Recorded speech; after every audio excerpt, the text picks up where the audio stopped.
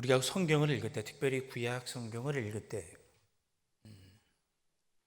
구약 성경 안에 있는 중요한 신앙의 정신을 우리가 알면 구약 성경을 보다 쉽게 우리가 이해할 수 있습니다. 대표적인 큰 흐름이 어떤 흐름인가 하면 바로 시내산 언약입니다. 구약 성경은 한마디로 시내산으로 돌아가자, 시내산 언약을 기억하자라고 하는 메시지가 구약 성경 안에 도도히 흐르고 있습니다. 출애굽기 19장을 보면 하나님께서 시내산에 도착했을 때 이스라엘 백성들과 언약을 맺으십니다. 언약의 내용은 간단합니다.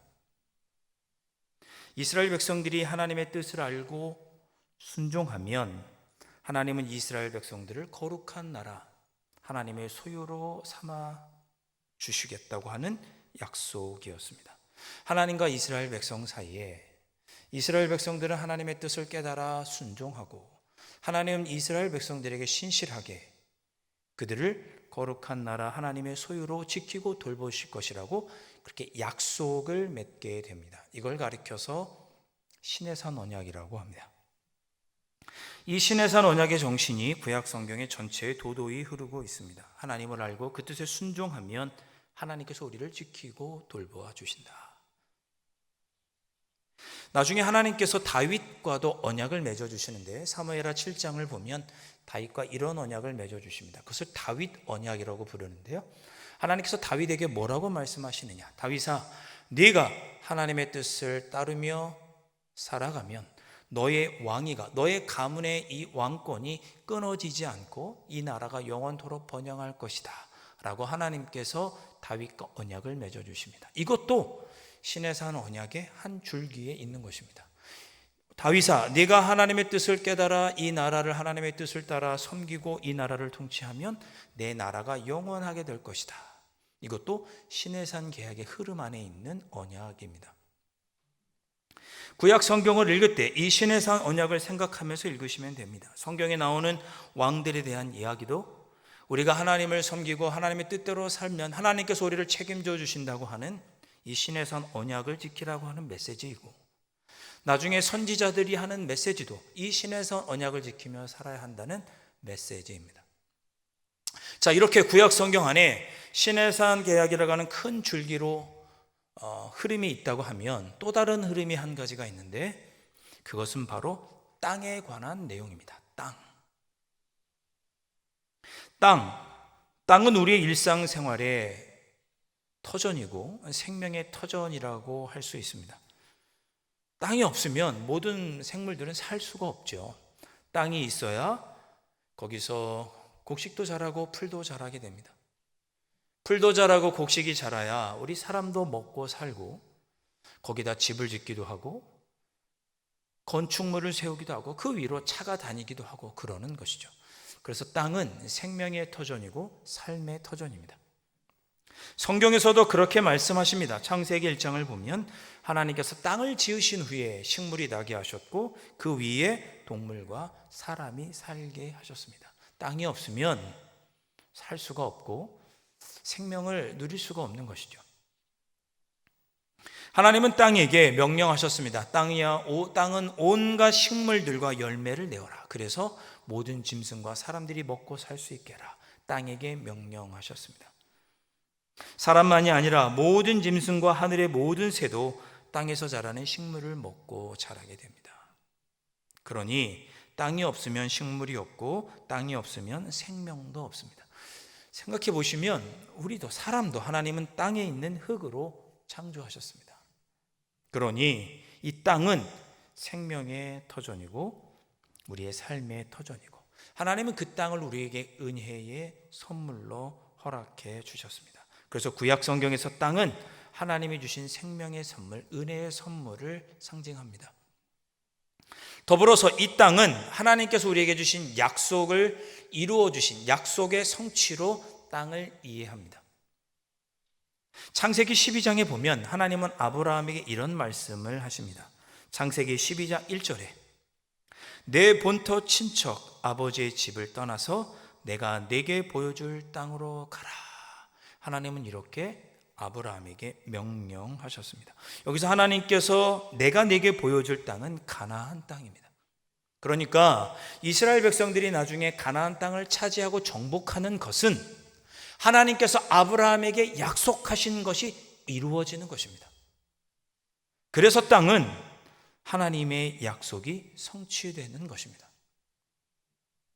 광야 40년 동안 이스라엘 백성들은 광야에서 유리방황하게 되고, 유리방황했다는 얘기는 땅에, 그 광야에 정착하지 않았다는 뜻입니다. 광야는 이스라엘 백성들이 약속받은 땅이 아닐 뿐더러 그래서 그곳에는 정착할 수도 없고 정착해서도 안 되는 곳이었습니다. 광야 40년의 유랑 생활을 마친 후에 마침내 여호수아와 함께 가나안 땅을 정복했다는 것은 하나님의 약속이 성취되었다는 것을 의미합니다. 나중에 가나안 땅에 정착한 이스라엘 백성들은 그곳에 사는 동안에 왕을 세우게 되고 나라를 세우게 됩니다. 다윗과 솔로몬 때에 이스라엘은 가장 번영하고 가장 넓은 영토를 가지게 됩니다. 이제 이스라엘 백성들은 하나님께서 약속하신 가나안 땅에 정착해서 여기서 농사를 짓고 삶의 터전을 이루고 놀라운 문명들을 이루어 가게 됩니다. 이 모든 것은 하나님께서 약속하신 것을 지켜주셨기 때문에, 그 약속을 지켜주셨기 때문에 가능한 일이었습니다. 그래서 이 또한 하나님의 은혜입니다. 그런데 이스라엘 백성들이 그 나라에 살면서, 그 주신 땅에 살면서 이 모든 것이 하나님의 은혜인 것을 망각하고 우상을 섬기게 됩니다. 풍요를 상징하고 다산을 상징하는 당시 가나안 땅에 있었던 바알신을 섬기게 됩니다. 그래서 하나님이 주신 그 땅에서 하나님을 섬기지 않고 우상을 섬기며 가나안 땅을 오염시키게 되고, 하나님의 백성들이 우상을 섬기는 것으로 오염되게 됩니다. 자, 그렇게 이스라엘 백성들이 가나안 땅을 오염시키고 백성들이 우상을 섬기는 것으로 오염되자 하나님께서 어떻게 하십니까? 하나님께서 약속하신 땅에서 이스라엘 백성들을 쫓아내십니다. 하나님은 이스라엘을 아수르와 바벨론에 의해서 멸망시키십니다. 북이스라엘은 아수르에 의해 멸망당하고 남유다는 바벨론에 의해서 멸망당하게 됩니다. 북이스라엘은 아수르에 의해서 멸망당해 뿔뿔이 쫓겨나게 되었고, 남유다는 바벨론에 의해서 멀리 바벨론 땅까지 포로로 끌려가게 됩니다. 하나님께서 주신 가나안 땅에서 쫓겨나 비참한 삶을 살게 되는 것이죠. 자, 이것이 땅을 통해 본 구약의 역사입니다. 약속의 성취를 통해 본 구약의 역사다, 그런 뜻입니다. 가나안 땅에 정착하게 된 것은 이스라엘 백성들이 하나님의 백성으로 살아갈 때 주시겠다고 하셨던 하나님의 약속이 이루어진 것이었습니다. 이스라엘 백성들이 가나안 땅을 차지하기 위해서 전쟁도 많이 했고 노력도 많이 했을 것입니다. 그러나 본질적으로 하나님의 약속이 이루어진 것이었고, 그 약속에 따라 하나님께서 이스라엘 백성들에게 그 땅을 은혜로 주신 것입니다. 땅은 하나님의 약속이 이루어졌음을 상징하는 것이고, 하나님께서 은혜로 베풀어 주신 선물인 그것을 상징하는 것이 바로 땅입니다. 구약 성경에 나오는 땅입니다. 자, 그렇다면 이 두 가지, 신의 산 언약과 이 땅에 대한 생각을 머리에 두고 마음에 품고 오늘 본문을 한번 보겠습니다. 오늘 모세는 가나안 땅에 들어가기 직전에 출애굽 2세대에게 당부합니다. 너희들이 들어가서 차지하게 될 그 가나안 땅은 하나님께서 약속을 지켜주시는 것이다. 그래서 우리에게 은혜의 선물로 주시는 것이라는 것을 다시 한번 깨우쳐 줍니다.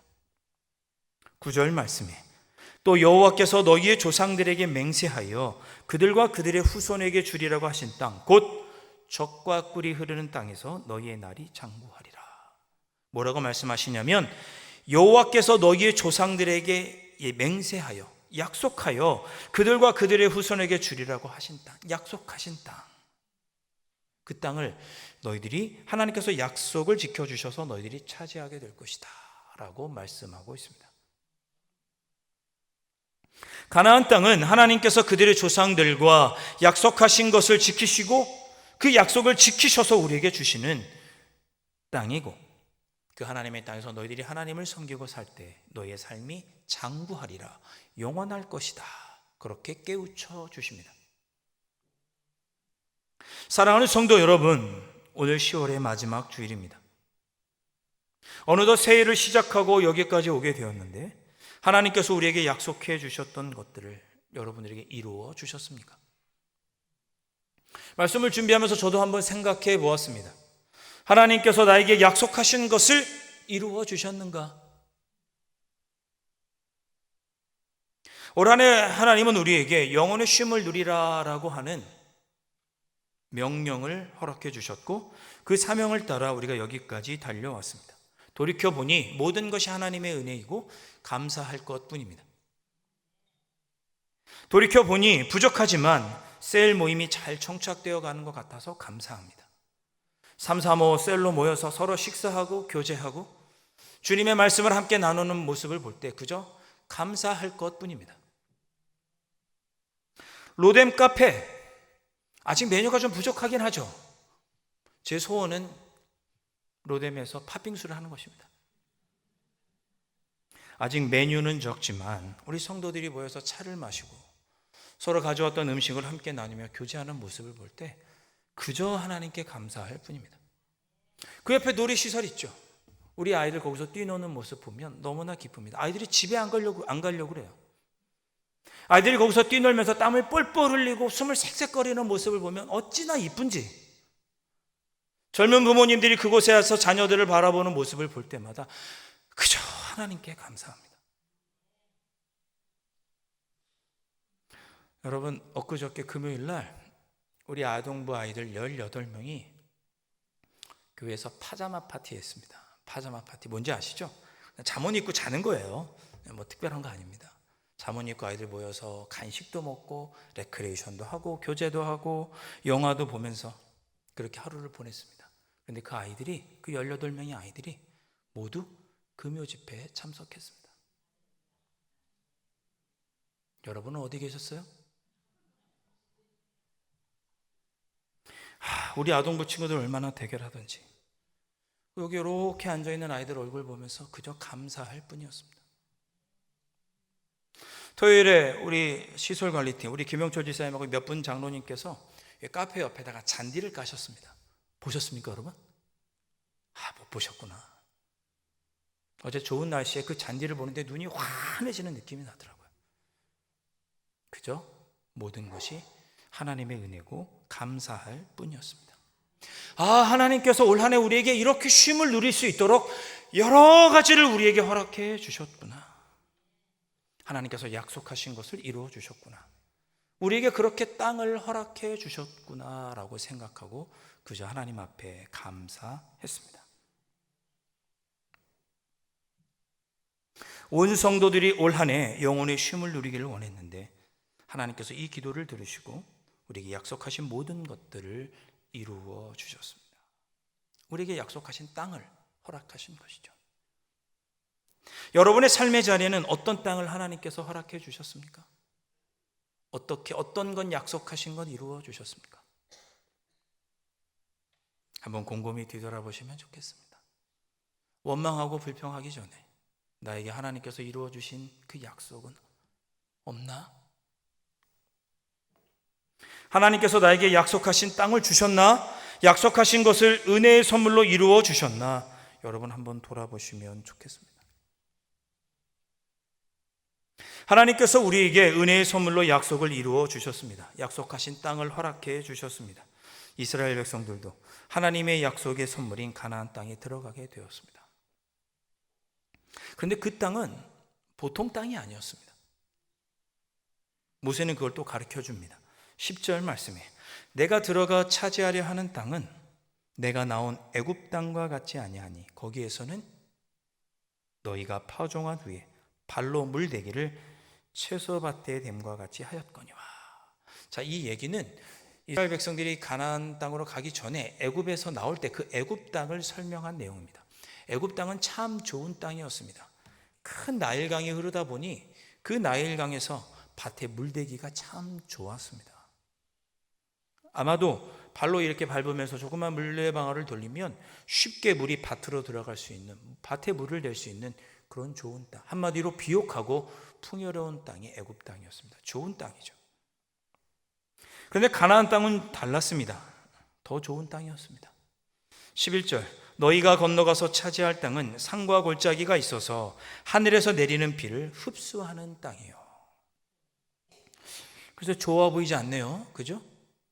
평지가 있어야 좋지, 평야가 있어야 좋지, 산과 골짜기가 있으면 농사하기 어렵잖아요. 심지어 뭐라고 표현했느냐, 비가 내리면 비가 다 땅에 흡수된다 그랬습니다. 강으로 흘러서 물을 대기가 좋게 해야 되는데 비가 내리자마자 땅에 다 흡수된다고 합니다. 좋은 땅이 아니죠. 근데 좋은 땅인 이유가 12절에 나옵니다. 내 하나님 여호와께서 돌보아 주시는 땅이라. 연초부터 연말까지 내 하나님 여호와의 눈이 항상 그 위에 있느니라. 아멘. 비가 땅에 오래 머무르는 땅이 아니지만 물을 풍요롭게 댈 수 있는 땅도 아니고 넓은 평지가 있는 것도 아니고 비옥한 땅도 아니지만 하나님께서 항상 지켜보시는 땅, 연초부터 연말까지 항상 지켜보시는 땅이기에 그 땅이 젖과 꿀이 흐르는 땅, 좋은 땅이라고 모세는 깨우쳐 줍니다. 여기 하나님께서 돌보아 주신다라는 표현을 히브리어로 다라시 이렇게 말합니다. 다라시는 지켜보고 돌보아 주신다, 그런 뜻입니다. 하나님께서 연초부터 연말까지 여러분을 꼼꼼하게, 사랑 어린 눈으로 여러분을 꼼꼼하게 지켜보신 거죠.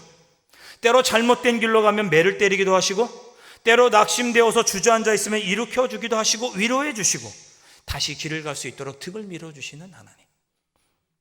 그렇게 여러분의 삶을 뒤돌아 이끌어 주시고 돌보아 주셨으니 여러분의 삶이 젖과 꿀이 흐르는 땅이다, 그렇게 말씀하시는 것입니다.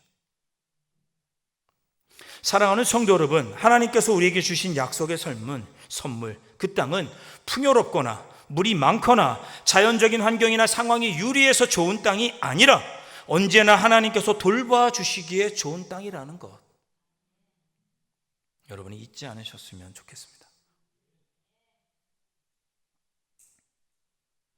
지난 금요일에 우리 중보기도팀 몇 분과 함께 홍의자 권사님을 뵙고 왔습니다. 홍의자 권사님, 여러분 잘 아시는 것처럼 거동이 많이 어려우십니다. 그 병이 그런 병이죠. 말씀도 못 하시고, 근데 누워서 이렇게 계신데 우리 중보기도팀과 함께 가서 기도하고 함께 또 찬양을 부르는데 사실 말이 안 나오시잖아요. 그런데도 두 손을 이렇게 높이 드시면서 찬양하시는 거예요.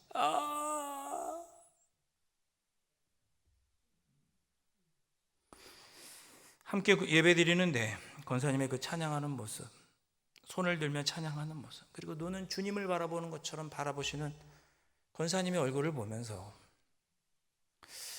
정말 우리에게 중요한 것이 무언가를 한번 생각해 보았습니다. 도대체 은혜란 무엇인가? 은혜를 안다는 것은 무엇인가? 저렇게 힘드신 중에도 권사님은 주님을 바라보면서 있는 힘껏 찬양하시는데, 일평생 주님의 돌보심 가운데 살고 주님의 구원의 은혜 속에 살아가는 것 외에 도대체 무엇이 중요한가?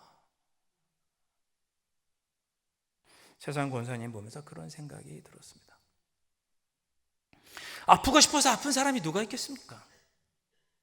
예기치 않게 아프고 계획했던 대로 되지 않아서 예상하지 못했던 일들로 지치고 힘들게 됩니다. 그럼에도 불구하고 여전히 하나님께서 나를 돌보고 계심을 믿고 나 같은 죄인 살리신 주님의 은혜 고맙다고 권사님 손을 들면서 찬양하시고, 나의 갈 길 다가도록 주님께서 인도하셨다고 손을 들고 찬양하시는 권사님의 모습을 보면서 우리 홍의자 권사님은 하나님께서 지금도 지키고 돌보아 주시는 분, 약속의 땅을 차지한 분이시구나.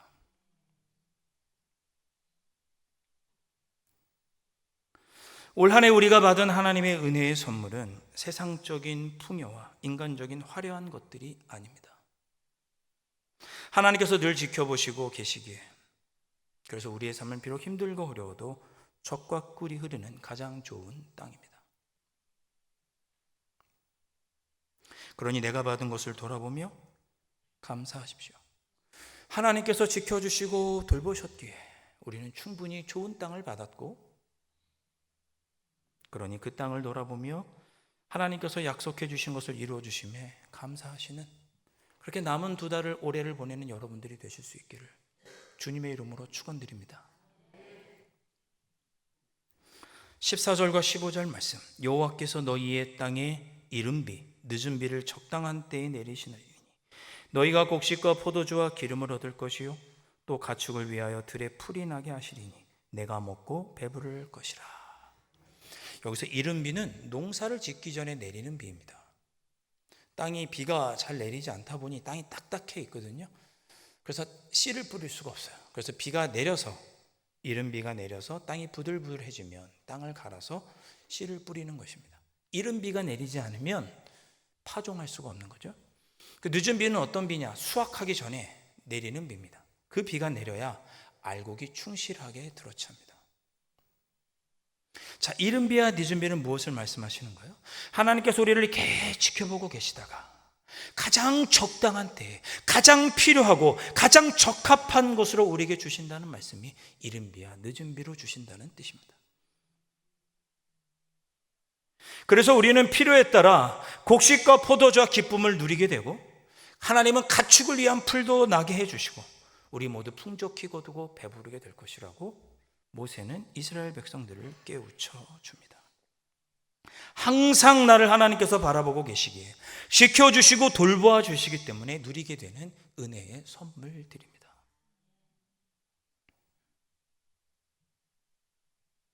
그 선물들을 뒤돌아보시며 마음에 세워보시는 여러분들 되실 수 있기를 다시 한번 주님의 이름으로 축원드립니다. 이처럼 하나님께서 돌보아 주시는 땅, 곧 약속의 선물, 은혜의 선물을 누리기 위해서 모세는 하나님만 믿고 의지할 것을 이스라엘 백성들에게 당부합니다. 그러니까 시내산 언약을 다시 한번 깨우쳐 주시는 거죠. 13절 말씀, 내가 오늘 너희에게 명하는 내 명령을 너희가 만일 청종하고 너희 하나님 여호와를 사랑하여 마음을 다하고 뜻을 다하여 섬기며, 그러면 하나님께서 이 모든 것을 허락해 주실 것이라고 말씀합니다.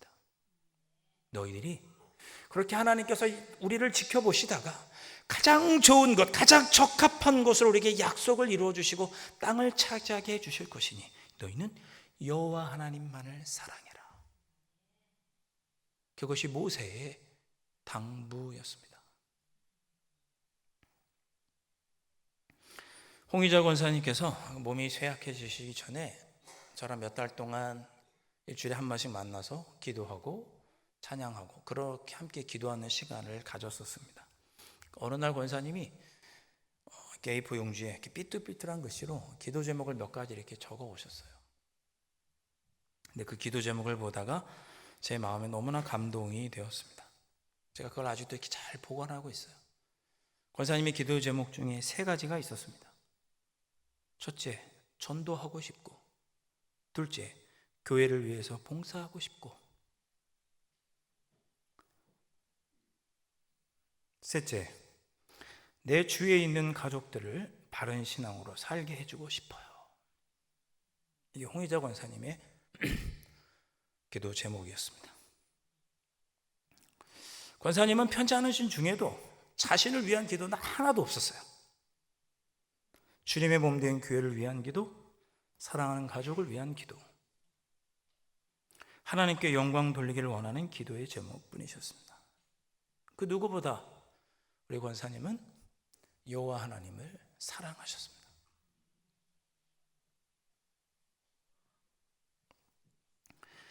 앞으로도 하나님께서 우리 권사님을 항상 지키시고 돌봐 주시고 약속해 주신 것을 그 땅을 차지하게 해 주실 줄로 믿습니다. 사랑하는 성도 여러분, 2달 남았습니다. 올 한해도 여러분이 계시고 있어야 할 자리를 우리가 성실하게 지켰는지 돌아보십시오. 우리가 여호와 하나님을 사랑하면 언제나 우리를 지켜보시고 돌보시는 우리 하나님은 우리의 가장 필요하고 적합한 것으로 우리를 채워주시고 선한 길로 인도해 주시는 분이십니다.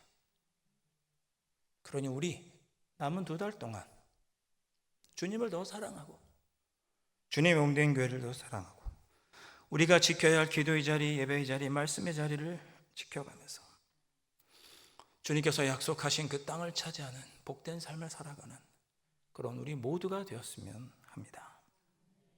그렇게 살아가시기를 주님의 이름으로 축원드립니다. 기도하겠습니다.